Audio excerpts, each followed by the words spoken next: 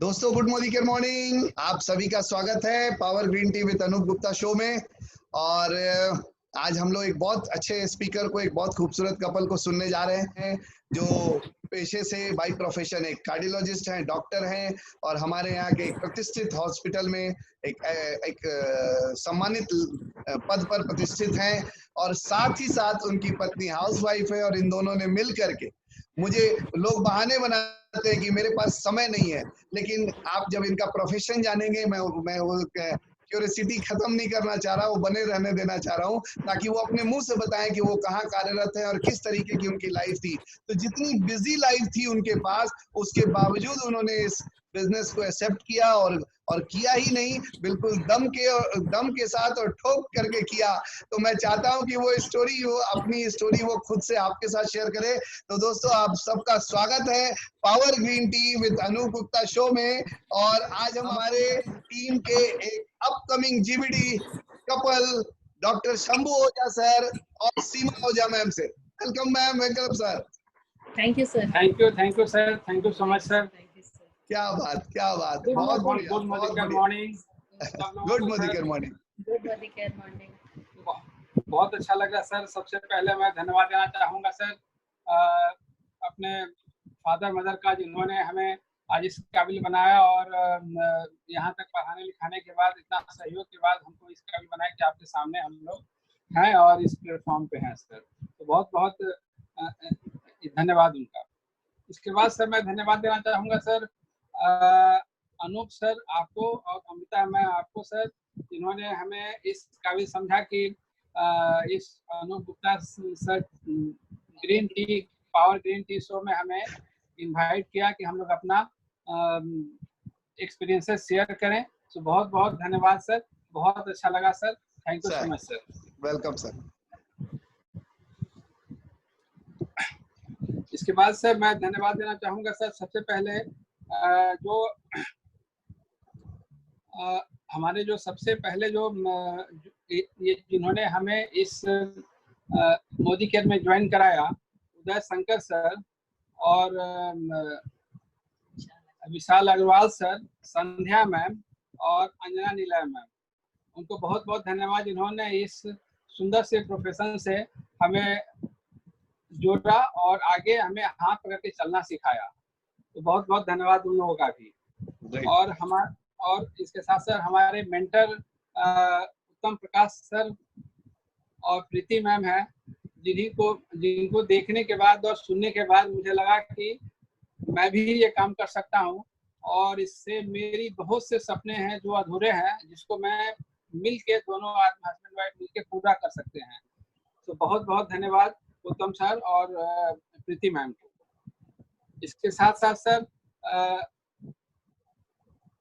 Pillar sir, त्रिदेव के नाम से सर जाने जाते हैं सर, अनूप गुप्ता सर आप, और अमृता मैम, अपने राजेश गुप्ता सर, और ये मनीषा कंचन मैम, और रवि रस्तोगी सर, और रोशी मैम, इनका बहुत बहुत धन्यवाद, जिन्होंने हमें समय समय पे रास्ते पे चलना सिखाया और एजुकेशन का ट्रेनिंग का पार्ट हमें दिया, जिससे जान करके हम लोगों ने अपने रास्ते पे चलना सीखा, और हमेशा आपके गाइडेंस से हम लोग आगे धीरे धीरे बढ़ रहे हैं सर। तो thank you so much sir. इसके साथ साथ सर हम अपने गुरु माँ डॉक्टर सुरेखा भार्गव मैडम का भी धन्यवाद देना चाहूँगा, जिन्होंने इस हमेशा अपने अनुभव से हम लोगों को अवगत कराया है और हमें कैसे बिजनेस करना है ये सिखाया है। और इस लॉकडाउन के पीरियड में भी मैडम ने कैसे शुरुआत से लेके आज तक कैसे हम लोग कैसे करना है, इसके बारे में जीवंत रखा है, लाइव रखा है अपने सेशंस के द्वारा, पावरफुल सेशन के द्वारा, जिससे कि सारी दुनिया और सारे इंडिया के अदर जो मार्केट है सारा बंद है, शटडाउन है, और इस फेज में मैडम ने हम लोगों को काफी अपडेट किया है और लाइव रखा है। ये लगता ही नहीं है कि हम लोग कभी लॉकडाउन के पीरियड से गुजर रहे हैं, ऐसा महसूस हुआ है। इसके साथ साथ सर हमारे MD sir Sameer Modi sir, जिन्होंने मोदी केयर का ऐसा प्लेटफॉर्म दिया है जिसपे कोई भी आदमी सिस्टम से चल के सर और अपने सपने को साकार कर सकता है। और उन्होंने ऑल ओवर इंडिया में इसका ये दायरा दिया है जिससे हर आदमी इससे ये लाभान्वित होता है। और उनका एक ही सर मकसद है, आज़ादी, जो फाइनेंशियल आज़ादी और समय की आज़ादी का एक बहुत बड़ा अपॉर्चुनिटी हम लोगों को और हमारे देशवासियों को दिया है। इसके लिए मैं बहुत बहुत धन्यवाद देना चाहूँगा sir. Thank you so much sir सब लोगों को। इसके बाद सर मैं और मेरी पत्नी सीमा ओझा जी दोनों आदमी हम लोग इस काम को हम लोग कर रहे हैं। और ये मेरी धर्मपत्नी है। और सबसे पहले बेटर हाफ से ही मैं सुनना चाहूँगा इन्हीं के मुँह से कि आगे पहले ये शुरुआत करें, फिर मैं बाकी चीज बताऊँगा। Thank you. Good morning sir. Good morning sir मेरा जन्म सर पटना का ही है। मैं पटना वासी हूँ। मेरे मम्मी और पापा दोनों ही डॉक्टर। और पापा मेरे इंदिरा गांधी हृदय रोग संस्थान में डायरेक्टर पोस्ट पे थे। वो सर बेसिकली हम लोग रहने वाले बेतिया के हैं। और वहाँ पे हम लोग, पापा मेरे बहुत ही मेहनती और बहुत सेल्फ मेड आदमी थे सर। उस समय हमारे घर में फूस का ही मकान हुआ करता था, छोटा सा फूस। मेरे दादाजी महात्मा गांधी जी के साथ उस समय वहाँ मोतिहारी जो आंदोलन हुआ था उसमें वो साथ थे। तो दादाजी मेरे, बाबा मेरे और छोटा सा फूस का ही घर बना के रहते थे। हमारे घर में लाइट नहीं हुआ करता था, जो पापा पढ़ाई करे वो बगल के घर से जो रोशनी आती थी उससे वो पढ़ाई किया करते थे। और कहते हैं ना कि जो पापा के फ्रेंड्स वगैरह आते थे तो फूस का मकान में आगे तो वो ताला लटका देते थे और पीछे से उसका बांस को फाड़ के वो बाहर, बेतिया में सर आप जानते हैं वहाँ रमना एक है, तो वहां पे वो जाके बैठ के पढ़ाई किया करते थे दिन में। और शाम के बाद जो बगल वाले घर की रोशनी थी उससे वो पढ़ाई किया करते थे। सेल्फ मेड इंसान थे सर और काफी मेहनती थे। और फिर साइंस कॉलेज से पढ़ाई किए, फिर पीएमसीएच से, और इंदिरा गांधी हृदय रोग संस्थान में सर 18 साल वो डायरेक्टर रहे और बहुत ही कर्मठ रहे और बहुत ही सेवा के सबका जन्म। फिर वो मेरी mummy sir Ayurvedic college, Patna Ayurvedic college में प्रिंसिपल रही, जो 10 साल प्रिंसिपल रही। वो भी अपने काम के प्रति बहुत ही सजग और बहुत ही कर्मठ रही और काफी अपना समय उन्होंने दिया। अभी हाल में ही वो रिटायर की है। और पापा सर अमेरिका में जब थे वो गए थे, हम लोग सब गए थे सर, हम लोग पूरी फैमिली गए थे। तो पापा मेरे पैर फिसल गया था, वहां गिर गए थे, फिर वो कोमा में चले गए और 6 महीना वो बेहोश रहे सर। जब होश उनको आया तो वो अपने हस्बैंड, वाइफ, बाल बच्चा किसी के बारे में नहीं पूछ के वो बोले कि आईजीआईसी में सब ठीक तो चल रहा है ना। बस एक यही लाइन पापा मेरे बोले सर। फिर उसके बाद तो फिर वो रहे नहीं। तो वो अपने अपने प्रोफेशन, अपने काम के प्रति बहुत ही मतलब ईमानदार और बहुत ज्यादा उससे ये प्यार करते थे। फिर हम लोग सर 4 बहन और 1 भाई हैं और सबसे बड़े हम हैं सर। हम ज्वाइंट फैमिली में रहने वाले हैं सर। हमारे और भी भाई बहन हम लोग सब एक साथ रहा करते थे। छोटा घर था सर, पटना राजेंद्र नगर में ही हमारा फ्लैट था और हम लोग चाचा के बच्चे लोग हम लोग सब एक साथ रहते थे और घर में सबसे बड़ी मैं ही थी सर।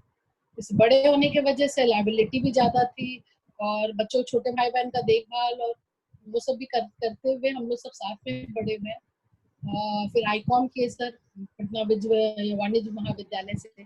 बीकॉम में एडमिशन हुआ। फिर हमारी शादी सर बीकॉम में ही हो गई थी क्योंकि भाई बहन में हम सबसे बड़े थे और 4 बहन थे, तो पापा मेरी शादी बीकॉम में ही शादी कर दिए थे। तो शादी के बाद मुजफ्फरपुर गई सर। फिर इनकी मम्मी का भी देहांत हो चुका था 6 महीना पहले और मेरी ननद की भी शादी हो गई थी। फिर 2 छोटे दोनों देवर लोग थे मेरे। फिर सर उन लोग का देखभाल जिम्मेवारी है, फिर बाबूजी थे, फिर इन लोग का देखभाल हम लोग करते थे। फिर इस बीच में मेरे देवर की फिर शादी हो गई, मेरा बड़ा वाला लड़का भी हो चुका था। फिर हम लोग वहाँ रहे। देवर की शादी के बाद मैं पटना वापस आ गई। फिर मैं सर यहाँ दरभंगा हाउस में एमकॉम का एडमिशन लिया, लेकिन काफी दिन जो पढ़ाई छूट जाने की वजह से पढ़ने का कभी चाव फिर खत्म ही हो गया था। मैं एमकॉम कंप्लीट नहीं कर पाई।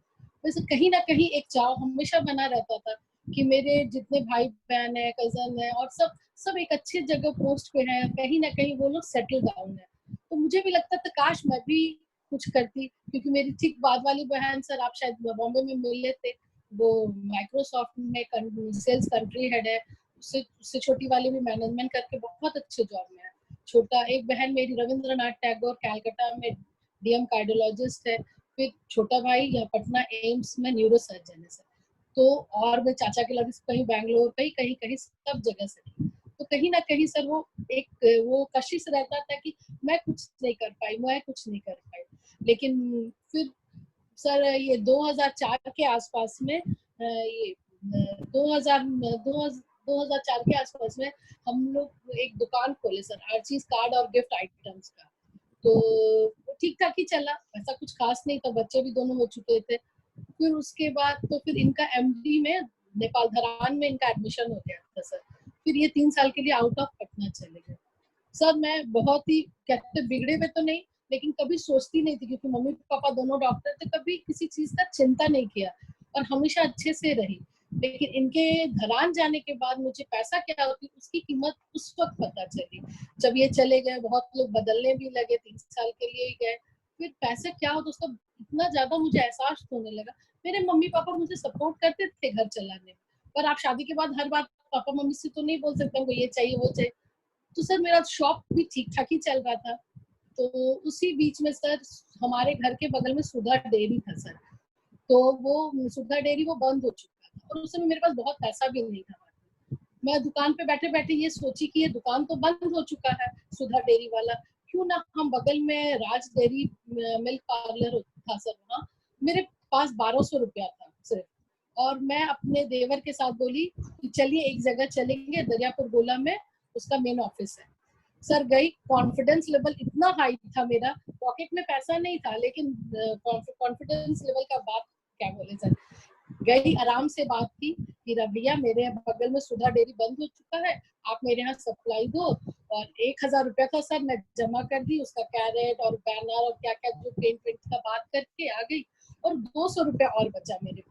उस 200 रुपया का मैं दही छाछ लस्सी ये सब लेकर आई और मैं अपना दुकान चालू कर दी। और फिर सर विश्वास नहीं, सर वो अच्छा चलने भी लगा। और पॉकेट मतलब फिर वो सबको बोली कि मेरे पास तो पैसा था नहीं, लेकिन कॉन्फिडेंस था सर, और मैं वो काम अच्छे से करने लगी। लेकिन वो भी जाके आगे नहीं हुआ सक्सेसफुल उतना। फिर ये डॉक्टर साहब भी धरान से आ गए थे, बच्चे भी 4th-5th में दोनों आ गए थे सर। तो फिर लगा कि नहीं, अब बच्चों की पढ़ाई पे हमें ध्यान देना है, अब मुझे बिजनेस नहीं करना। फिर मैं सब बिजनेस छोड़ चुकी थी।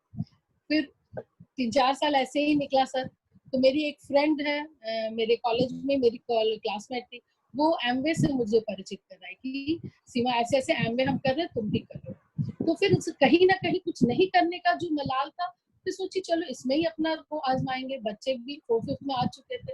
और फिर उसके बाद मैं उसके साथ एमवे का काम शुरू की और मैं धीरे धीरे इसको समझने लगी और काफी मेहनत की सर, काफी। यानी कि मैं एमवे में ब्रिट में थी सर, प्रेमवत सर के लेके में थी। तो वहाँ सर हम 1 महीने में सर हमने प्रैक्टिस ज्वाइनिंग दिया था एमवे में। तो सर ने मुझे स्टेज पे बोला था कि बिहार और झारखंड में ऐसी पहली लेडीज होकर 35 ज्वाइनिंग दी, ये बहुत बड़ा बात है।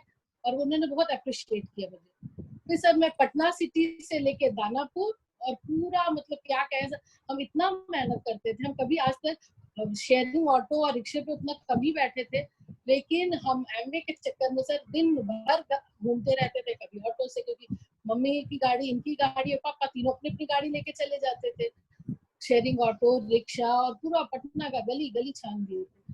फिर तब देखे कि पापा भी बहुत डांटना शुरू कर दिए कि सिर्फ एमबे एमबे, सिर्फ एमबे एमबे, कोई काम नहीं।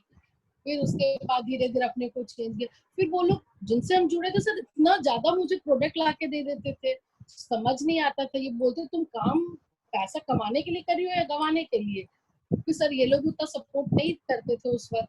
अब मैं उस मेरे नीचे काफी लोग उस समय आ चुके थे। तो मुझे बाद में लगा, मैं 12% तक गई थी सर, मुझे तो कुछ कुछ पैसा आना भी शुरू हो गया था सर। एक बार 12,000, एक बार 200-400 जो भी आया। मेरे नीचे जो लोग जुड़े थे उनको 1 रुपया भी नहीं आता था।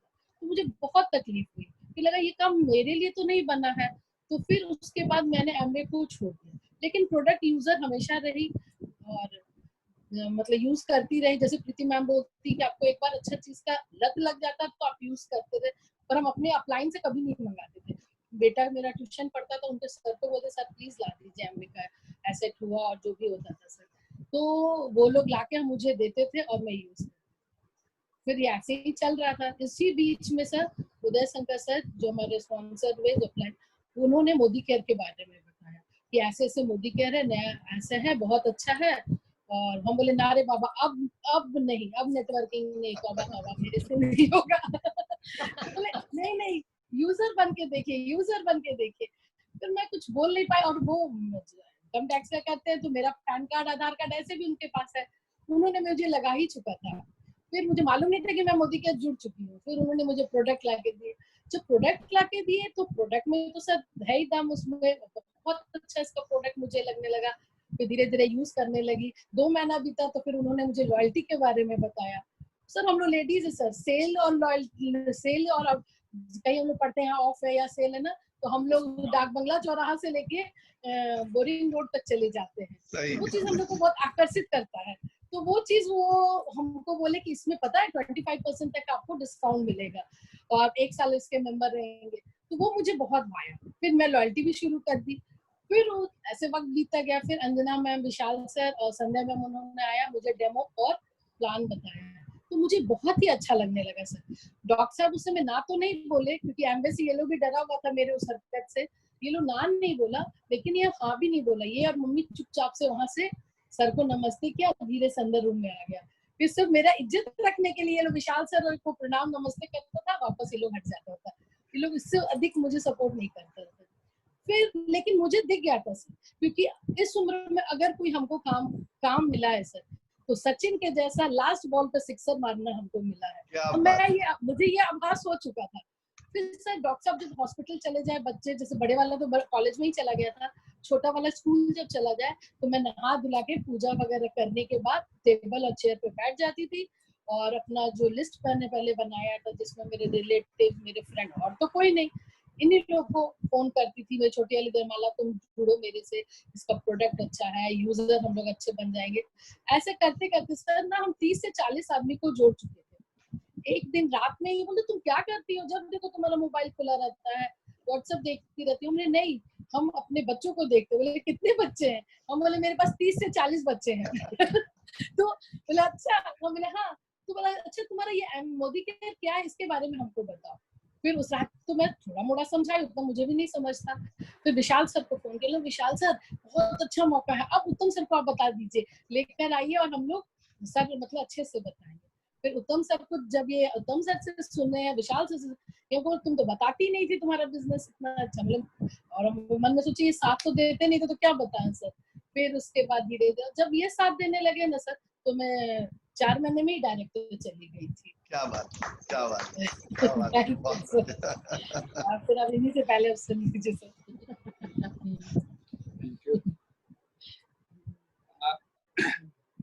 मैं सर अपने बारे में बताती हूँ फिर। जी जी हाँ बताता हूँ फिर ये सब फिर हम लोग बीच में सुनेंगे। मेरा जन्म सर बेतिया में हुआ है। मैं बहुत ही मिडिल क्लास फैमिली से बिलोंग करता हूँ, लोअर मिडिल क्लास फैमिली से। मेरे फादर इलेक्ट्रिसिटी बोर्ड में मीटर रीडर थे और माँ हाउसवाइफ थी। उस समय सब लोग बेतिया ही में रहते थे, ज्वाइंट फैमिली वहाँ भी था। वहाँ भी हम सर थोड़ा लाउड बोलिए सर थोड़ा लाउड बोलिए सर। बचपन या ईयरफोन लगा लीजिए। यस हाँ। बचपन मेरा सर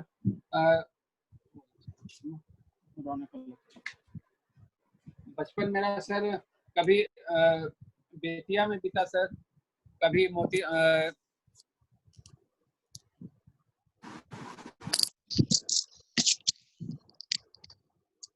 अब ठीक है सर?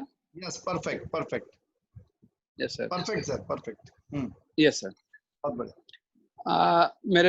मेरे बाबूजी का पोस्टिंग सर जहाँ जहाँ होता था हम लोग वहाँ जाते थे। शुरुआत में जब बचपन में थे तो उस समय सबसे पहला मधुबनी में थे हम लोग, वहाँ रहे। फिर वहाँ रहने के बाद दलसिंह सराय के बाद फिर मुजफ्फरपुरा गए, सूतापट्टी में रहते थे। तो उस समय शुरुआत में जब हम लोग उस समय 2nd क्लास में थे सर।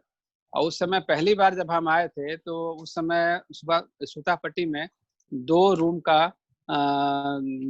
एक में किचन था सर और एक रूम में हम लोग रहते थे सर, फादर मदर और हम 2 भाई थे सर उस समय सर। और पहली बार आए थे तो एहसास हुआ कि बड़ा शहर भी कुछ है।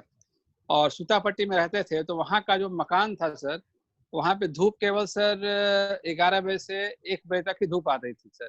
उस बिल्डिंग के चारों तरफ सर 5 मंजिल 6 मंजिल बिल्डिंग थी सर। तो धूप धूप धूप दिखता नहीं था सर, केवल दिन ही में धूप दिखता था सर। किसी किसी तरह सर वहाँ हम लोग रहे 6 से 8 महीना रहे, फिर उसके बाद नया टोला में चले गए। वहाँ से फिर रहते रहते सर बाबूजी का अपना एक उनका एक शौक था कि मेरा घर मुजफ्फरपुर से 35 किलोमीटर दूर है गांव का, तो वहीं पे अपना घर बनाना चाहते थे वो। तो उस समय ब्रह्मपुरा में पूरा लीची का बागान हुआ करता था। लगभग 70 के आसपास की बात है सर, ये 70-75 की बात है। तो नहीं 78 की बात है सर। तो उस समय जमीन लेकर के सर छोड़ दिए, फिर मकान वकान बनाए। धीरे धीरे हम लोग दोनों भाई पढ़ते चले गए। लेकिन मेरी माँ हाउसवाइफ थी सर, और उनका सपना था कि मेरा 2 बेटा है, एक बेटा डॉक्टर बने, एक इंजीनियर बने। इसी सपनों के साथ हम लोग को हमेशा सुनाती थी, कहती थी, और फिर हम लोग भी धीरे धीरे पढ़ाई किए। हाई स्कूल में गए, फिर उसके बाद कॉलेज में गए। हाई स्कूल में जब मैं था उसी समय सर एक ट्रेन दुर्घटना के कारण मेरे बड़े भाई नहीं रहे सर, हेड इंजरी हो गया था, तो एक्सपायर कर गए। उसके बाद से फिर हमें कहीं मुजफ्फरपुर में ही हम लोग रहते थे, ब्रह्मपुरा में, फिर दूर कहीं नहीं भेजा गया। फिर मैं वहाँ बैरिया में एक स्कूल था सर, वहीं पे मैं अपना पढ़ाई लिखाई शुरू किया हाई स्कूल का। वहाँ मुझे मेरे 2 टीचर अच्छे मिले, साइंस के टीचर और एक मैथमेटिक्स के टीचर। हाई स्कूल पास करने के बाद मैंने फिर आरडीएस कॉलेज ज्वाइन किया, जो कि मेरे घर से लगभग 8-9 किलोमीटर था, डेली आना जाना होता था। करते करते फिर हम लोग आईएससी पास किए। उसके बाद फिर कोचिंग करने के लिए पटना आए। पटना में जब रहे उस समय फिर हम लोग कोचिंग ऑब्जेक्टिव में यहाँ पे एक कोचिंग करते थे। हमारे एक मामा जी थे, उन्हीं के घर में रहते थे, उन्हीं के यहाँ खाना पीना खाते थे और कोचिंग करते थे। इसी बीच सर हमने पूरे तन मन से सर किया, उधर ग्रेजुएशन में भी थे सर। लेकिन एक परिवार का एक माली हालात बहुत अच्छा नहीं कहेंगे, बहुत खराब ही नहीं कहेंगे। उसमें और भी मेरे छोटे भाई बहन सब लोग थे, तो लोग मुजफ्फरपुर में रहते थे। किसी तरह जिंदगी चल रही थी। जब हम लोग शुरुआत में, हमें याद है आज भी, मुजफ्फरपुर में जब रहते थे सर हाई स्कूल में, उस फेज में मुजफ्फरपुर में अब तो लाइन की स्थिति अच्छी रहती है। शुरुआती दौर में सर इवनिंग में 5:30-6 से लेकर के रात के 10 बजे तक लाइन रहती ही नहीं थी। तो हम लोग का रूटीन था सर, खेल के आते थे, उसके बाद लैंप जला करके और सब लोग अपने अपने टेबल पे लैंप रख करके और उसी में पढ़ाई करते थे। और रात में सोने के समय लाइन आती थी, फिर अपना सुबह में कट जाता था। ये ऐसा ही दौर चला। फिर हाई स्कूल में आने के बाद मैंने जब मेरा इंटरेस्ट था बायोलॉजी में, लेकिन मैंने साइड से मैथमेटिक्स भी रख लिया था। हमारे हाई स्कूल के टीचर थे जो हमारे प्रिंसिपल थे, उन्हीं के गाइडेंस से मैं मैथमेटिक्स पढ़ा और इधर कॉलेज में अब बाकी बायोलॉजी का तैयारी करते करते।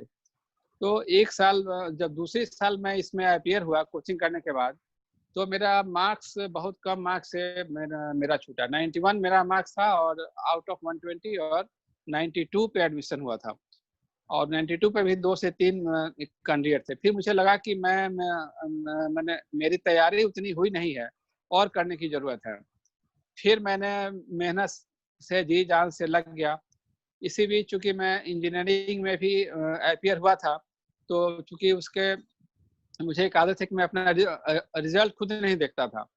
मेरे दोस्त आके बताते थे या फिर अगर कॉल लेटर आ गया तो समझते थे कि भाई हो गया है। इसी बीच एक बार की बात है कि इंजीनियरिंग में भागलपुर जाके सेंटर दिए थे, लेकिन क्या था कि रिजल्ट आया, मैंने कभी प्रयास नहीं किया देखने का। तो उसमें दो बार काउंसलिंग के बाद सेकंड काउंसलिंग का एक पेपर में छोटा सा कटिंग आया था। मैं स्टेशन के पास एक फल की दुकान में कुछ फल ले रहा था, उसी समय देखा कि इंजीनियरिंग का उसमें निकला है। फिर मैं रोल नंबर याद नहीं था, मैं छोड़ दिया। फिर 2 दिन के बाद लेटर आया कि भाई मेरी माँ कही कि भाई ये देखो बेटा क्या लेटर आया है। लेटर में देखा, देखने के बाद मेरा इंजीनियरिंग कॉलेज में हो गया था और काउंसलिंग के लिए मुझे भागलपुर बुलाया गया था। 3-4 दिन के बाद भागलपुर में गया, वहाँ काउंसलिंग में, वहाँ भी ऐसा हार्ड लक रहा कि मेरे आगे जितने भी कैंडिडेट थे, रोल नंबर वाले थे, सारे लोग प्रेजेंट थे और सारे लोगों को कुछ ना कुछ ब्रांच मिला, ट्रेड मिला। जैसे ही मेरी बारी आई, तो मुझे बोला गया कि better you there is no seat vacant, so better you try next time. फिर मैं अपने मन को महसूस करके रहा और फिर लौट आया। फिर सोचा कि मेरी तैयारी अभी भी अधूरी है।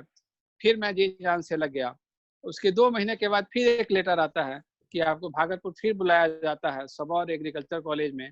वहाँ पे मैं गया, मैं अकेला कैंडिडेट था और मुझे वहाँ पे ये दिया गया कि भाई एक सीट खाली है, आप चाहें तो आप इंजीनियरिंग में बीआईटी सिंदरी है, आप जाके ज्वाइन कर सकते हैं। फिर मेरी खुशी का ठिकाना नहीं था। मैं आया और दूसरे तीसरे दिन ही जा करके मैं चला गया वहाँ। उसी समय दशहरा की छुट्टी हो रही थी, वहाँ जाके ज्वाइनिंग दिया और फिर आया। फिर दशहरा की छुट्टी के बाद मैं गया जब इंजीनियरिंग कॉलेज में, तो ऑलरेडी वहाँ पढ़ाई चूँकि 3-4 महीने बीत चुकी थी, तो मुझे हमेशा दिक्कत होता था और मेरा बायोलॉजी थोड़ा स्ट्रॉन्ग था, मैथमेटिक्स और फिजिक्स थोड़ा वीक था। फिर वहाँ लोग चूँकि 2-3 महीना बीत जाने के बाद वहाँ सिलेबस आगे बढ़ गया था, मुझे हमेशा दिक्कत होता था। तो इसी में जब लास्ट क्लास रहता था ड्राइंग का सर उसमें, तो मैं क्लास तो हो जाता था, लेकिन ड्राइंग क्लास में सब लोग मिनी ड्राफ्टर लेकर के कुछ ना कुछ कहीं कोई पिलर का, कोई गुंबद का सेक्शन काट करके ड्राइंग करते रहते थे और मुझे हमेशा दिक्कत होता था उस समय समझने में। तो मेरा एक दोस्त था अतुल बांगिया, मैंने उसको कहा कि भाई तुम अपना बना लो तो हमारा भी बना दो और मेरा भी हमको बता भी दो। इसी तरह करते-करते 3-4 महीने और बीते। फिर दिसंबर में मेडिकल का एंट्रेंस टेस्ट था, उसमें मैं आकर के पटना एग्ज़ाम दिया, रिज़ल्ट अच्छा गया था। फिर मैं चला गया वहाँ बीआईटी सिंदरी जाके अपना क्लास करने लगा। जनवरी-फरवरी में उसका रिज़ल्ट जब आया, तो मेरे एक सीनियर थे, वो आए कि भाई तुम दिए थे सो तुम्हारा क्या हुआ पता करो। तो आए मेरा रिज़ल्ट देख कर के और फिर रोल नंबर लेके गए, फिर दौड़ते आए कि अरे भई तुम्हारा तो हो गया है मेडिकल में, सो तुम आओ चलो मिठाई खिलाओ। अब इसी तरह करते-करते फिर वहाँ से निकला, वहाँ से हो गया था मेरा। फिर मैं आया पटना में काउंसलिंग करा दिया। काउंसलिंग में मैं चूँकि पीएमसीएच और डीएमसीएच नहीं मिला था, तो मैं अपना घर मुज़फ्फरपुर में ही मैं ऑप्ट किया और वहीं रहने लगा। फिर धीरे-धीरे पढ़ाई कर ले इसी बीच में जब हाई स्कूल में ये जब मैं बीएससी में था, उस समय भी और भी ब अपने छोटे भाई की पढ़ाई-लिखाई में का प्रेशर रहता था और उस समय मैं थोड़ा बहुत अपने पर्सनल इनकम के लिए मैं ट्यूशन पढ़ाया करता था बीच-बीच में। वीक में 2 दिन 3 दिन का 3-4 जगह का स्लॉट रखा था जो कि इवनिंग में मैं जाकर के पढ़ाया करता था। और फिर मैं जब मेडिकल में भी आया तो मैं उस समय भी पैसे की दिक्कत रहती थी। 500-600 रुपया उस समय मिलता था हम लोग को। मेस का केवल 300 मेस का हमको देना रहता था और 250-300 रुपया एक्स्ट्रा पॉकेट खर्च के लिए मिलता था। फिर मैं अपने पर्सनल खर्च के लिए, कभी बुक्स के लिए मैं क्या करता था कि इवनिंग में क्लास खत्म होने के बाद शुरुआती दौर में 1 महीना के बाद मैं फिर शुरू किया। मैं 4 साढ़े 4 बजे क्लास खत्म होता था, साढ़े 4 में बस निकलती थी वहाँ से मेडिकल कॉलेज से और टावर चौक पे आती थी। वहाँ से मैं सिकंदरपुर, अखाड़ा घाट या कभी नया टोला, पंखा टोली जहाँ का रहता था टाइमिंग और डेट उस हिसाब से मैं जाता था और 3 घंटा मैं पैदल ही सब जगह जा कर के पढ़ा करके फिर रात के 9 सवा 9 में 9 बजे के आस-पास मैं फिर 9 साढ़े 9 में बस वहाँ से रहती थी रिटर्न में लास्ट बस। उस बस को पकड़ के मैं लौटता था और 10 बजे पहुँचता था। यही उसके बाद खाना-वाना खा के रूम में जाने के बाद फिर अपनी पढ़ाई में 2 अढ़ाई घंटा करता था और रात में 12 साढ़े 12 में सो जाता था, फिर सुबह से वही रूटीन चलता था। इसी तरह करते-करते लगभग 8-9 महीना चला, तो इनकम तो थोड़ा बहुत हो जाता था, लेकिन फिर मुझे लगने लगा कि नहीं ऐसे करने से मेरी पढ़ाई में तो बाधा आ रही थी, थोड़ा दिक्कत हो रहा था, सेकंड सेमेस्टर का एग्ज़ाम आने वाला था। उस समय फिर मैंने देखा कि अब जितना है उतना ही में काम चलाना है, अपने को ग्राउंड लेवल पे रखा और सब चीज़ छोड़ करके उसको भी छोड़ दिया और केवल मेडिकल की पढ़ाई में लग गया। यही पढ़ाई करते-करते फिर मैं वहाँ से एमबीबीएस किया, पास करने के बाद फिर 2 साल के बाद मेरी शादी हो गई और मेरी धर्मपत्नी जी आ गईं, लक्ष्मी जी हैं। ये मैं इनको लक्ष्मी हमेशा मानता हूँ, कहता नहीं हूँ मैं, मुझे प्रेज़ करने उतना आता नहीं है, बोलने नहीं आता है, लेकिन यहाँ इनका साथ हमेशा रहा है। ये इतने बड़े घर के होते हुए भी हमारे साथ वहाँ जब भी रहीं, तो अच्छे से रहीं और कभी भी किसी बात का फीलिंग नहीं होने दी। तो ऐसे ही मुजफ्फरपुर में हम लोग रहते थे। फिर शादी के बाद कुछ दिनों के बाद मैं पीएमसीएच में ही इंदिरा गांधी में वहाँ medical as a medical officer join किया। पीजी की तैयारी भी अपनी करते थे और उसी समय पढ़ाई भी करते थे। इसी बीच मेरे साथ एक चैलेंज दूसरा है कि मैं तो जैसे इस फील्ड में पास करके डॉक्टर बन गया, फिर मेरे जो 2 भाई जो थे छोटे भाई लोग, सिस्टर की शादी पहले हो चुकी थी, भाई लोग थे, तो उन लोगों का कुछ हो नहीं रहा था पढ़ने, उन लोग को भी पढ़ने का मौका देने के लिए मैं जब यहाँ रहने लगा तो उन लोग को भी पटना बुला लिया। एक आदमी वहाँ रहते थे मुजफ्फरपुर, चूँकि मेरे शादी के ठीक 1 साल पहले ही मेरी माँ का उनको ब्रोंकियल अस्थमा था, इसलिए बार-बार तबीयत ठीक नहीं रहता था, जिसके कारण से 1 साल पहले 6 महीना पहले उनका डेथ हो गया था। फिर शादी चूँकि घर में कोई लेडी नहीं रहने से दिक्कत होता था, फिर हमने शादी करके फिर जा कर के वहाँ देखभाल सब अच्छे से की। फिर 3-4 साल के बाद फिर बड़े बेटे का जन्म हुआ और इनकी देवरानी आ गई, तो फिर हम लोग सब लोग फिर पटना आ गए। फिर यहाँ रहने लगे, लेकिन मैं अपने पीजी के काम के लिए और काम के सिलसिले में हमेशा रहता था। फिर छोटे भाइयों का मुझे हमेशा सताता था कि क्या करें। इसी बीच मैंने यहाँ रहते-रहते एक और सोचा कि कुछ बिज़नेस ही किया जाए उनके लिए। तो मैंने आर्चिड कार्ड का बिज़नेस स्टार्ट किया नॉर्थ बिहार में, उसका डिस्ट्रीब्यूटरशिप लेकर के। उसमें मैं बाकी भाई लोग तो करते थे, लेकिन इधर हाजीपुर, सिवान, छपरा, गोपालगंज का एरिया कभी-कभी महीना में 1 बार मैं ही स्कूटर से देख लेता था। और यही करते-करते फिर 2 साल 3 साल करने के बाद फिर लगने लगा कि उसी समय फिर मोबाइल का युग आ गया था। फिर उससे सेल घटने लगा और खर्च ज़्यादा होने लगा, तो फ़ायदा नहीं दिख रहा था। फिर बाद में हमने उसको समेट दिया। फिर उन लोगों को भी अपना ये पढ़ाई-लिखाई जो मेरे मझले भाई थे, वो अपना किए, लेकिन बहुत ज़्यादा सक्सेसफुल नहीं हुए कुछ पढ़ाई-लिखाई में।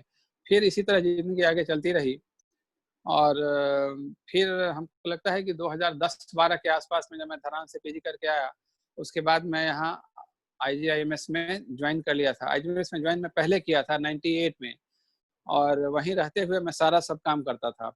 उसके बाद फिर 5 से 8 तक मैं बाहर चला गया था, उस बीच में इन्हें अकेले रहना पड़ा। फिर आने के बाद फिर मैं धीरे-धीरे सब चीज़ सँभाल लिया, घर-बाहर और वहाँ भी मुज़फ्फरपुर भी धीरे-धीरे। फिर देखते-देखते ठीक आगे चलने लगा। फिर एक बार फिर मेरे दिमाग में आया कि क्यों नहीं मुज़फ्फरपुर में कुछ और काम करूँ। तो एक नमक का बिज़नेस फिर मैं शुरू कराया। पर्सनल पर्सनल लोन ले करके मैंने शुरू कराया, लेकिन वो 1 साल के अंदर ही घाटा ही हुआ।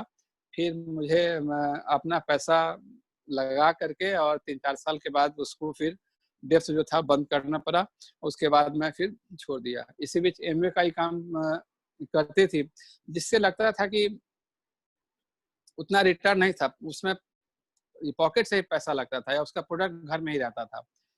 लेकिन फिर जब इन्होंने मोदी केयर जब काम शुरू किया, ये धन्यवाद देना चाहते हैं उदय सर को, अंजना मैम को और विशाल सर और संध्या मैम को, जिन्होंने इस नेक काम से ऐड ऑन किया और जोड़ा।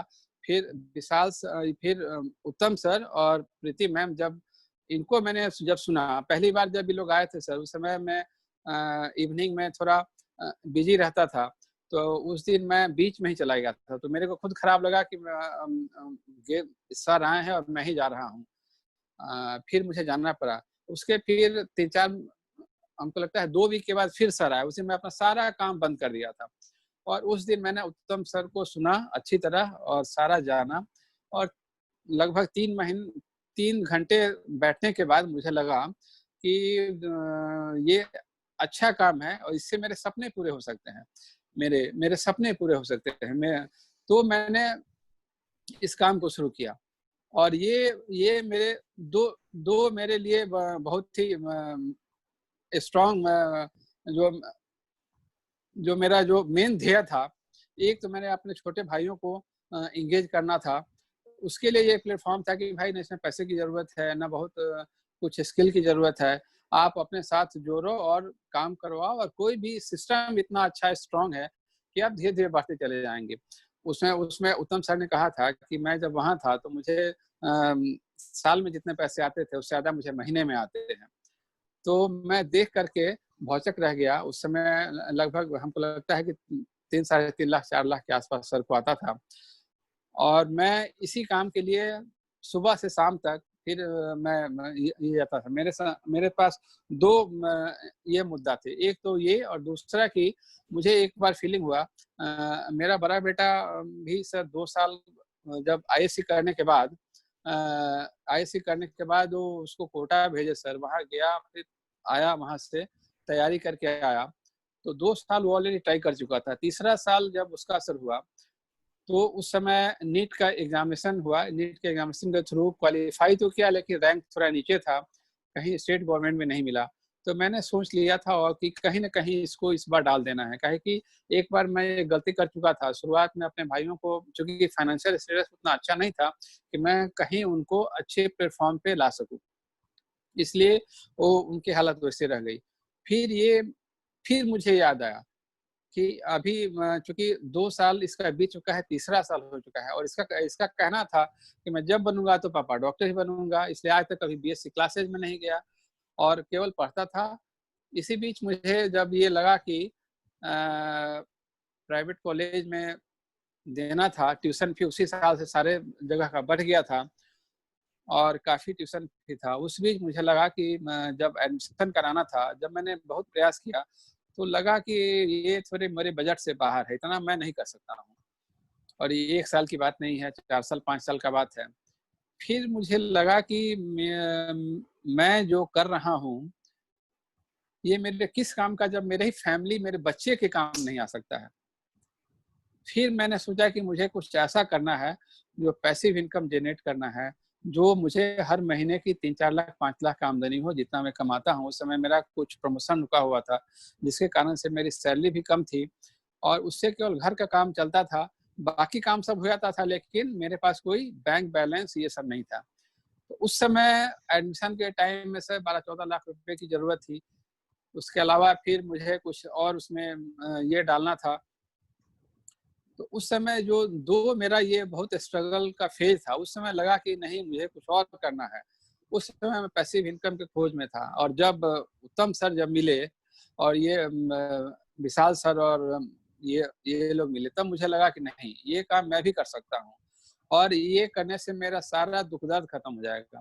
फिर मैं देखा कि मैंने देखा मोदी केयर का, इसका बैकग्राउंड बहुत बड़ा है, 70,000 करोड़ की कंपनी है, प्रोडक्ट सस्ते हैं, एमवे में बहुत महँगे प्रोडक्ट थे, अफोर्डेबल रेंज में नहीं थे, हर आदमी उसको नहीं खरीद सकता था सर। दूसरा चीज़ कि एक और था, प्रोडक्ट अवेलेबिलिटी का ही प्रॉब्लम था सर। उस समय एक ही डिपो हुआ करता था, कभी बोरिंग रोड में, कभी एसकेपुरी में। अब खुद तो जा नहीं सकते थे, लंबी लाइन रहती थी एमवे का, मोदी केयर में ये जब थी, और इसका सेंटर सारे जगह था। प्रोडक्ट रेंज काफ़ी था सर मोदी केयर में, 400 से प्लस प्रोडक्ट थे, सुबह से शाम तक के प्रोडक्ट थे। तो ये लगा कि ये हमारे इंडियन मेंटालिटी के हिसाब से और कॉमन बजट है, जो मिडिल में क्लास फैमिली के लिए ये वाजिब है। तब मैंने ये इस प्रोफेशन को चुना और मैं मोदी केयर को समझा और सिस्टम के ताकत को समझा, और उसके बाद मैं मोदी केयर स्टार्ट किया काम करना सर।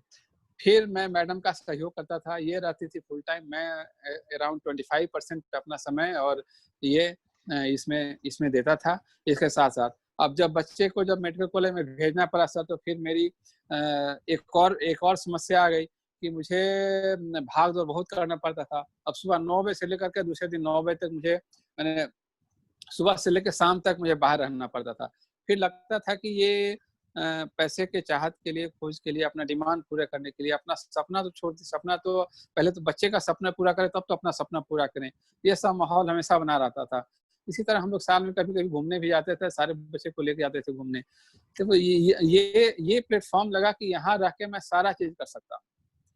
इसीलिए मैंने जी जान से स्टार्ट किया, काम किया, और इस काम में सारे लोगों का सर सहयोग रहा, बहुत अच्छा सहयोग रहा, और धीरे-धीरे मोदी केयर का सर ऐसा सिस्टम सर, ये समीर मोदी सर का ये जो प्लान है, समीर मोदी आज़ादी प्लान सर, इतना अच्छा प्लान है, ये सारे वर्ल्ड का बेस्ट प्लान है मेरी नज़र में भी सर, कि इसमें हर आदमी एक दूसरे से जुड़े हुए हैं और हर आदमी एक दूसरे का साथ मिलकर काम करते हैं।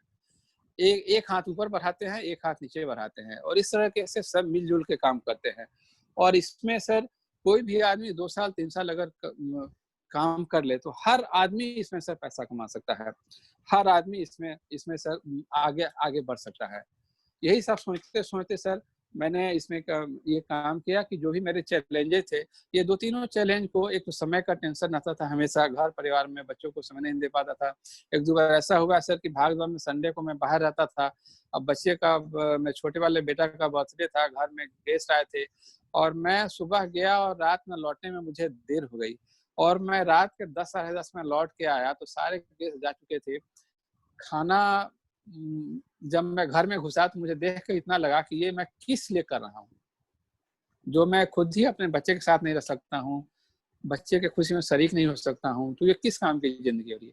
ये सब सोचते सोचते मुझे लगा कि नहीं, अब मैं ये सही प्लेटफॉर्म है और इतना अच्छा प्लेटफॉर्म है, इसको हाथ से नहीं जाने दूंगा। इसके लिए मैं अपने मेंटर को और जो हमारे जो सीनियर्स हैं उन लोगों का बहुत बहुत धन्यवाद, तहे दिल से स्वागत करता हूँ उनका और उनका सम्मान व्यक्त करता हूँ।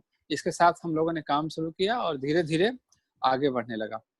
जब शुरुआत में सर जब हम लोग 50-60 आदमी सर हम लोग की टीम में आ गए थे, तो सारा सामान सर हमारे अपार्टमेंट के एड्रेस से आता था सर।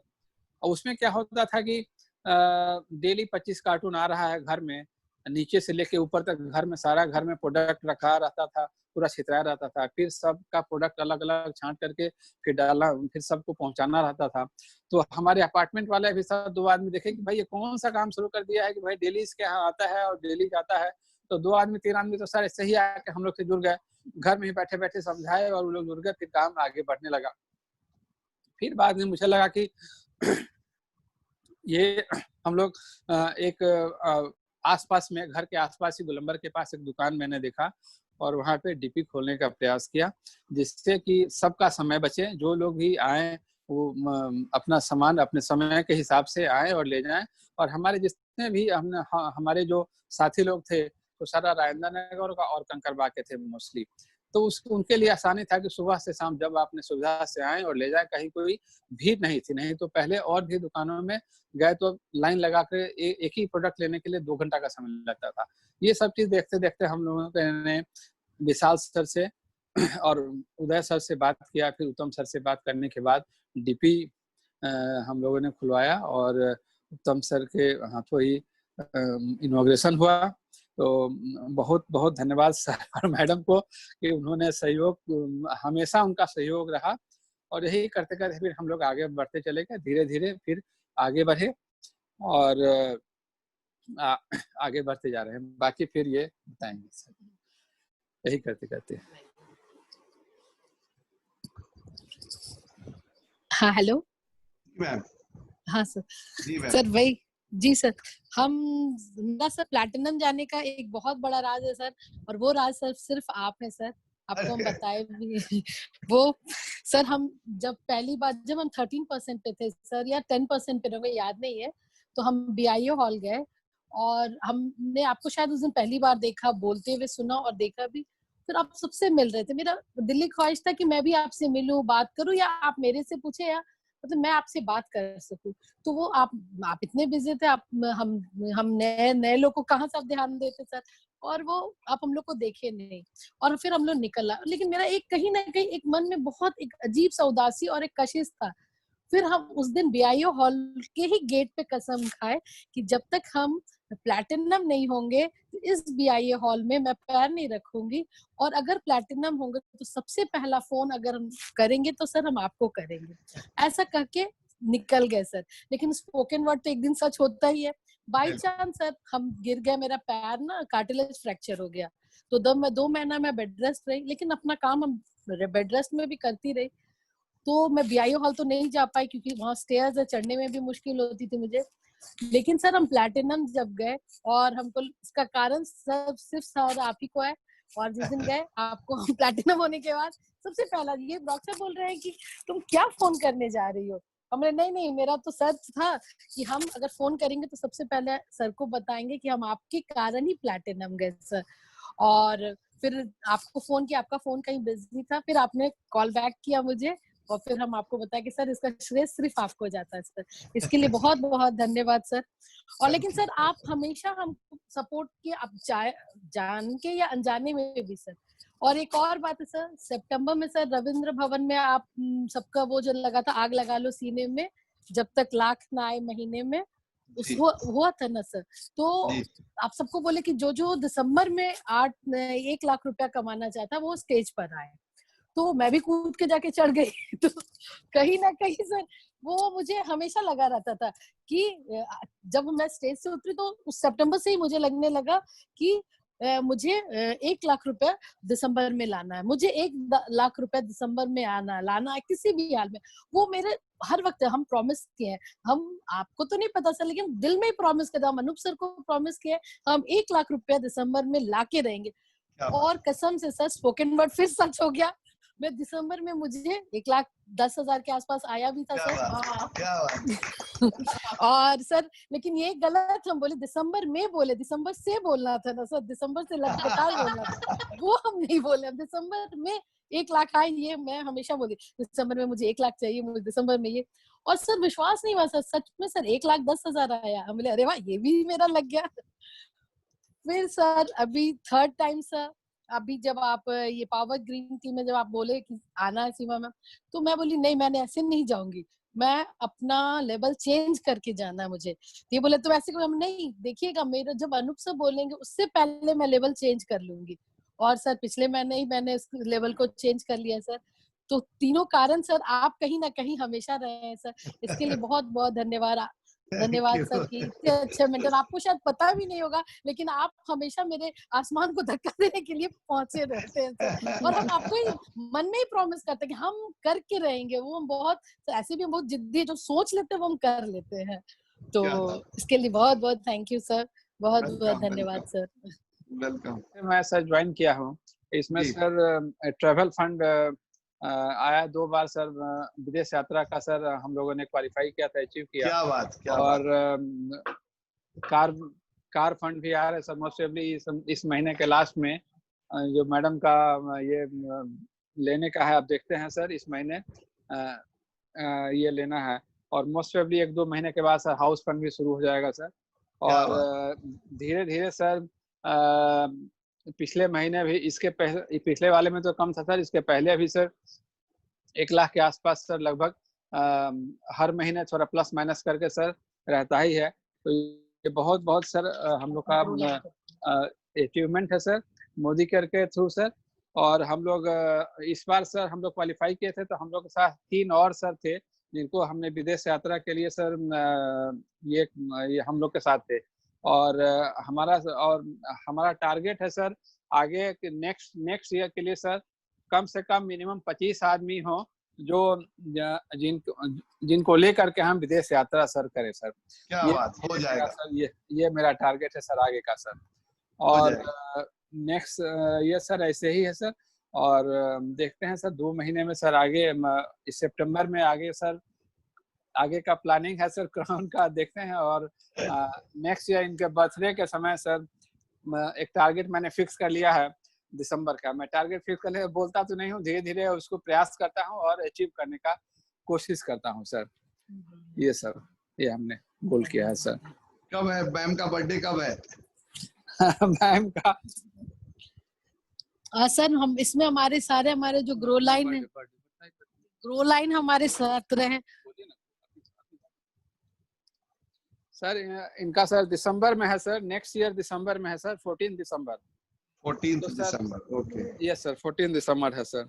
कल ही सर राजेश सर का सर सुन रहे थे, तो उसमें सर जो समीर सर का जो है 23 के पहले से प्रयास रहेगा सर, उसके पहले ये टारगेट पूरा करने का सर। बहुत बढ़िया, मैंने इसीलिए डेट पूछ लिया सर कि अब अगला धमाका आपको कब होने जा रहा है अब। जी सर, जी सर, जी सर। तो ये रहा सर। और हम तो सर कहते हैं कि ये ऐसा इसमें सर कहीं भी किसी भी काम में सर कहीं कोई शॉर्टकट नहीं sir, there is no shortcut of success sir, हमारा अपना मानना है सर। जिसको जैसे हम लोग कहीं सोचते भी हैं सर, कहीं कोई डॉक्टर बनता है सर तो 4 साल 5 साल का समय लगता है सर, कोई इंजीनियर बनते हैं तो 4 इयर्स का समय लगता है, कहीं कोई फार्मर्स ही अपने घर में खेती बाड़ी करते हैं तो 3 से 4 महीना लगता है ग्रो होने में उनको मिनिमम। उसके बाद तो इसमें सर कहीं भी सर हम लोग अपने साथ और हम लोग हमारे ग्रुप के जो मेंबर्स हैं सर, हम लोग हमेशा कहते हैं कि सर इसमें केवल आप हिम्मत से डटे रहो। सिस्टम ऐसा है सर, ये मोदी केयर का सिस्टम ऐसा है कि आप सिस्टम में अपने सीनियर का हाथ और अपने जूनियर के साथ हाथ पकड़ के आप हम्बल सबमिशन के साथ रहो और ज्वाइन करते हुए आगे बढ़ना है। और कहीं भी कोई अगर नो कहता है तो नो कहने से क्या है ना कि लोग कहते हैं कि no is the half way of your success हमेशा। तो उससे क्या है कि आगे आपको और ज्यादा प्रयास करने का हिम्मत देता है। यही बात मैं इनको ही बताती हूँ कि अगर कोई ना बोले तो ये उसके हिसाब से है कि वो अपने लिए रास्ता बंद कर रहा है। इसलिए मैं एक बार सर मैं मुजफ्फरपुर गया था सर, और मैं पहली बार अपने दोस्तों को और अपने मोहल्ला वाले को मुजफ्फरपुर में लगभग 10-12 आदमी 15 आदमी थे सर, कुछ रिलेटिव थे, सब लोग को मैंने बुलाया था और पहली बार मैं बताया था बिजनेस प्लान। तो मुझे लगा कि 2000-2500 बहुत ज़्यादा कोई अमाउंट तो है नहीं, हर घर में 4000-5000 से ज़्यादा का बिजनेस होता है। मैंने सारा चीज़ समझाया और लेकिन कुछ लोग उसमें लोगों का मानना अलग था, कुछ लोग समझे, कुछ लोग नहीं समझे। फिर मैं दूसरी तीसरी बार रिंग बैक किया तो कुछ लोग मेरे साथ आ गए, कुछ लोग छोड़ दिए। तो मैं ये हमेशा सर इनको भी बताता हूँ और लोगों को भी कि ये सपनों की रेलगाड़ी है। इस रेलगाड़ी में आपको केवल सवार हो जाना है और बाकी का काम सारा सिस्टम करता है। समीर मोदी सर करते हैं, अनूप गुप्ता सर करते हैं और बाकी उत्तम गुप्ता सर करते हैं और हम लोग करते हैं। इसलिए आपको केवल हाथ पकड़ के आ जाना है और ट्रेन में बैठ जाना है। बाकी आपकी मंजिल निश्चित है, जो आप चाहेंगे आपके सपने की दुनिया आपको मिलेगी, जो आप चाहेंगे सारा सब चीज मिलेगा। आपका जितने ड्रीम्स हैं, जितने आप जो चाहते हैं, जो आप पूरा करना चाहते हैं, सारा सब चीज 1 साल 2 साल में जरूर पूरा होगा। ये चीज है। एक चीज और मैं सर इसमें बताता हूँ कि जैसे ये मनी प्लांट के जैसा है, पेड़ लगाते हैं तो कुछ दिन के बाद ही ये पौधा आता है। एक चीज और मैं बताता हूँ लोगों को, अभी कहाँ तक सर मुझे लगता है कि बहुत अच्छी मैंने मेरे तरफ से अच्छा लगता है सर, कि जैसे कोई भी आदमी कहीं जॉब करता है, सरकारी जॉब करता है तो 50-60 साल तक काम किया तो जो भी उसका सैलरी फिक्स होता है, तो रिटायरमेंट होने के बाद सैलरी हाफ हो जाती है। और जो जॉब करने वाले अगर खुदा न खास्ते किसी कारणवश बीमार हुए, अगर नहीं रहे तो पेंशन घट के 25% पे आ जाता है सर। और अगर भगवान अगर कुछ अच्छा नहीं चाहा भगवान ने, अगर हस्बैंड वाइफ दोनों नहीं रहे तो ये इनकम 0 पे आ जाता है। लेकिन ये मोदी केयर का ऐसा बिजनेस है वर्ल्ड में जो ये हमेशा अपने साथ आप जहाँ से छोड़े हैं आपके बच्चे वहां से शुरू करेंगे। ये ट्रांसफरेबल है। ये बहुत बड़ी चीज है, बहुत बड़ा एक सपोर्ट है जो कि करने के बाद आदमी को हमेशा रहता है। तो ये चीज बहुत अच्छा है, ये कभी घटता नहीं, बढ़ते ही जाता है ये डे बाय डे इस हिसाब से। तो इतना सब के बाद सर मैं एक बार फिर से समीर मोदी सर का थैंक यू कहना चाहूंगा, जिन्होंने इतना अच्छा प्लान दिया, आज़ादी का मार्ग बताया और रास्ते पे इस सिस्टम के थ्रू सिस्टम में आना है और सिस्टम में डेमो प्लान करते हुए अपने सीनियर्स का हाथ पकड़ के जहाँ कहीं भी कोई दिक्कत हो हम बस सबमिशन के साथ उनसे अटैच रहें। कहीं कोई दिक्कत हो तो उनसे बात करें और उनसे पूछ करके फिर आगे का काम करें और यही चीज अपने बच्चों में दोहराते रहें, अपने के नीचे जो जूनियर्स कलीग हैं उनको बताते रहें। इससे क्या है कि सर ये ऐसा चीज है डायरेक्ट सेलिंग कंपनी में सर कि मोदी केयर जिसमें लगभग 60% फीमेल्स का है। ये बहुत बड़ा एक योगदान है हमारे समाज के लिए, जो लगभग 60% फीमेल्स अपने घर देखती हैं, घर में अपने फाइनेंशियल सपोर्ट करती हैं, अपने समाज के लिए, अपने देश के लिए ये सपोर्ट करती हैं। और अभी तो अपॉर्चुनिटी और बढ़ गया, लगभग 12 करोड़ आदमी अभी पूरे इंडिया में बेरोजगार हैं। तो ये अपॉर्चुनिटी का एक और अच्छा ऑप्शन है जो इसमें ये मोदी केयर से जुड़ करके काम करके अपना भविष्य को निखार सकते हैं और आगे कर सकते हैं और अपने जीवन को आगे ठीक रख सकते हैं और अपने सपने को पूरा कर सकते हैं और फाइनेंशियली आजाद हो सकते हैं। तो इसके लिए सर बहुत बहुत धन्यवाद समीर मोदी सर का। और जो इतना अच्छा प्लेटफॉर्म दिया सक्सेस के लिए। और दूसरा अपने गुरु माँ का भी मैं बहुत बहुत धन्यवाद देना चाहूँगा, जिन्होंने इस लॉकडाउन के पीरियड में भी हमें इतना चीज़ सिखाया, सारा सब चीज़ डेली अल्टरनेट डे उन्होंने जो सिखाया यूट्यूब पे, जो और कहीं सीखने के लिए हमें वहाँ दिल्ली जाके सीखना पड़ता था या मैंने जाना पड़ता था, ये सब चीज़ उन्होंने सिखाया, जिससे कि हमारा भी बिजनेस इस बंद के दरमियान भी हम लोग के टीम में भी लगभग से लगभग 15 से 20 आदमी सर जुड़े हैं सर, केवल जूम के माध्यम से अटैच होने से, सीखने से और उन लोगों को शेयर करने से। इसके अलावा सर हम लोग अपने तो सिखाते ही थे, बाद में मैडम के सेशन में उनको रख देते थे। वैसे ही सर इसमें सर रवि सर का सर रहता था सर सेशन, इसलिए बहुत बहुत धन्यवाद देना चाहेंगे सर रवि सर का और मैडम का और राजेश गुप्ता सर का और मैडम का और आपका सर और अमृता मैम का बहुत बहुत धन्यवाद, जिन्होंने हमें इस प्लेटफॉर्म पे हाथ पकड़ के चलना सिखाया। और उत्तम सर और प्रीति मैम का भी बहुत बहुत धन्यवाद, जिन्होंने हमें इतने अच्छे प्लेटफॉर्म पे रख करके और इसकी जानकारी दी और आगे बढ़ना सिखाया, कैसे कैसे आगे बढ़े। इसके साथ सर अपने जो हमारे जो स्पॉन्सर हैं, उदय शंकर सर, अंजना मैम, निलय सर और विशाल अग्रवाल सर और संध्या मैम, मैं तहे दिल से इनको शुक्रिया अदा करता हूँ और इनके शुक्रगुजार हूँ, जिन्होंने हमें इस नेक काम में इंट्रोड्यूस कराया और हमें इस प्लेटफॉर्म पे लाया।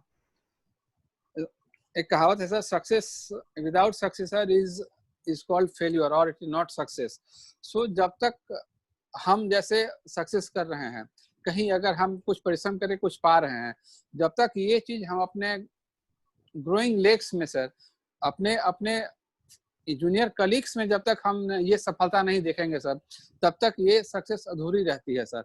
इसलिए मैं उन सबों को जो हमारे ग्रोइंग लाइन है उनको धन्यवाद देना चाहता हूँ, जिनके सपोर्ट से उनके प्यार से हम आज इस प्लेटफॉर्म पे बने हैं और खड़े हैं सर। इसलिए मैं सारे लोगों को का सपोर्ट, प्यार और ये एक मोदी केयर फैमिली को मैं बहुत बहुत धन्यवाद देना चाहता हूं, जिसके कारण हम लोगों को ऐसा प्लेटफॉर्म मिला और इस अटूट बंधन से हम लोग सारे लोग एक दूसरे से जुड़े हुए हैं। Thank you sir, thank you so much. जय हिंद सर।